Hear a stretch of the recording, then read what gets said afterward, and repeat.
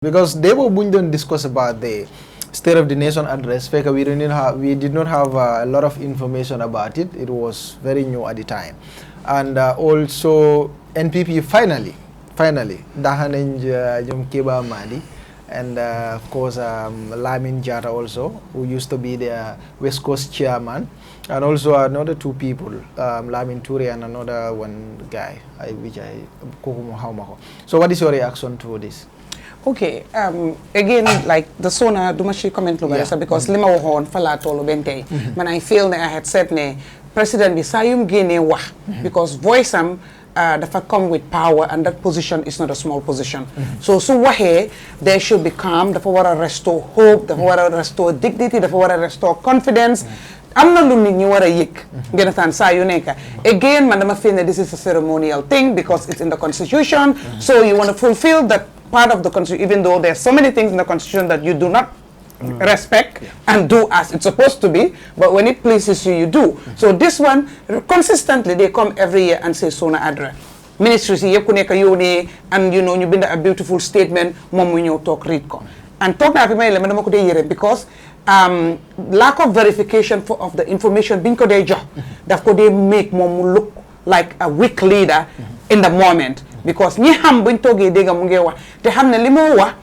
not factual or it's not the realities on the ground, you know, they kind of cringe and, you know, bite their tongue. So, Fofulako Niko were dimbale as the leader, Sugena say. Why then were also move away from this optics ceremonial because President Bisayum Duge Chumuto Gena State House, that's expensive on the taxpayers. It's cost.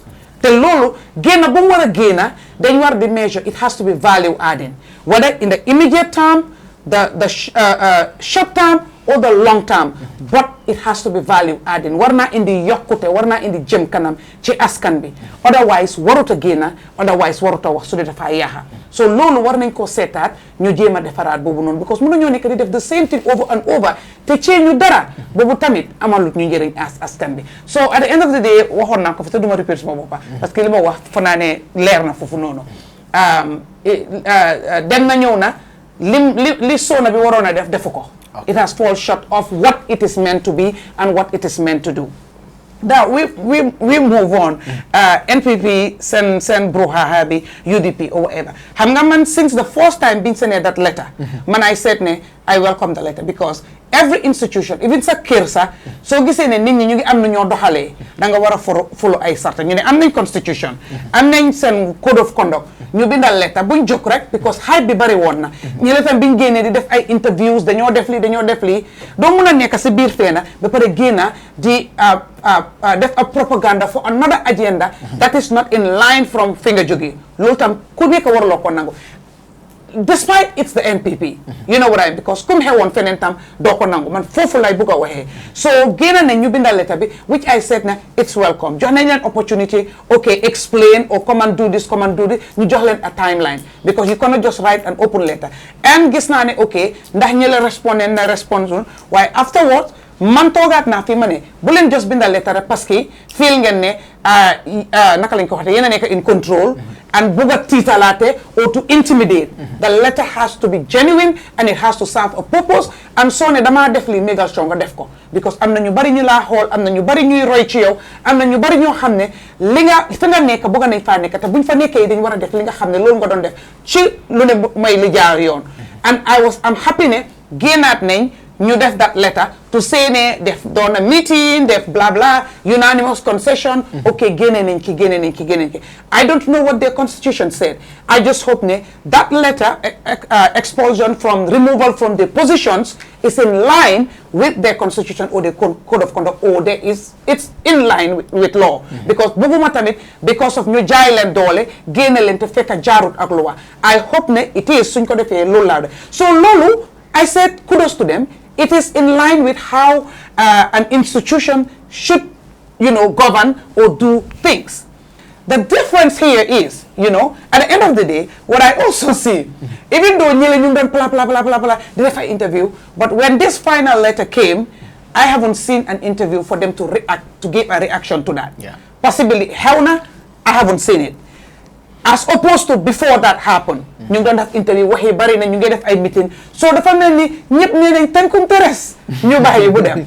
I don't know. Tontuwante si forums yi anyway. Okay, the forum those are internal. Am nga man nekkuma si forum mënuma xam li fa xew. Yow nekkuloo si forum mënuma xam li fa li nga xam ne moo génn ci public domaine bi ñun loolu lañ mun a wax on loolu la ñoo mun a react on and liñ gis. So man foofu laa ko am lii nekk seen forum yi loolu moom is their own bread and butter let them deal with it. waaye soo ko xoolee at the end of the day loolu lii na taaj na paat.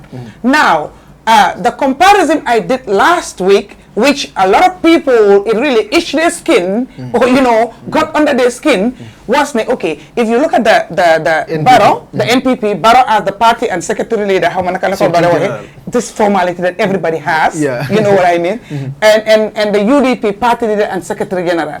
The difference is not much, or if they any different. Ñelenel de disgruntled ñu génn dañoo form seen party, blah blah, ñi ne joxuñ ñu dimbale wuñ ñu man welda la joxuñ ma ubeluñ ma welding shop, ñele ne man miner la de jël suma license bi, ñele ne I was the leader, they took it from me and gave it to somebody, and all the complaints is about me, individual interest. It's not about Gambia, it's not about me, it's not about you. And that's where I had a problem that day. I said I have a problem. The reasons of coming out to speak against where they belonged and enabled, and participated and took part in the way things were going in the party. But once now feeling that the cake that they're giving them cake without ice, or they just smelling the cake, not eating it. Now they're disgruntled. I had a problem. And MC at Biofi, no. Kebba Land, if I'm Halis, Kebba Land, if I'm Dole, if I'm influenced. I'm not Halis there. Okay, you know what I mean? And how that I'm Halis got to do with you're not doing what you're supposed to do and you're taken out of the party. You know what I mean? I mean, man, but it's one-sided story. I understand. How much MC why bio interest advocate for propagate for. So I came to understand it was not about. Okay, you came to understand. Oh yeah, it was not about supporting Kebba Lang's position or decision. It was a matter of a hidden agenda. Kebba Madi.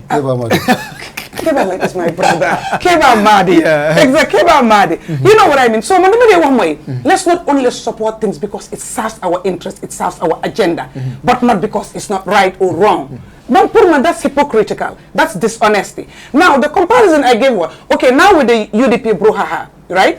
Okay, kigena namua, and then everything spiral. Kuneka am some opinion, kuneka the fiscal kuneka for boka, kuneka for support, which is okay, kuneka wanga muna support or whatever. But why was it not contained to get to where it got to? You understand? As opposed to the other people. So if we're doing comparison, if we're holding people to account, if we're holding readers to account, wherever they handle situations right, let's give it to them. Wherever they don't handle situations right, let's call them out. And nobody should have a problem with that. And that was my position, and that is my position. And we've all seen it play out. It played out, and we saw both of the parties, how they handled it. The same thing had happened in the past. But it was just a moment in a program, and then they had to go back internally and deal with it the way they think they could deal with it, or the best way they believe that that's the way they should deal with it. Is it the best or the long-term solution? Probably not.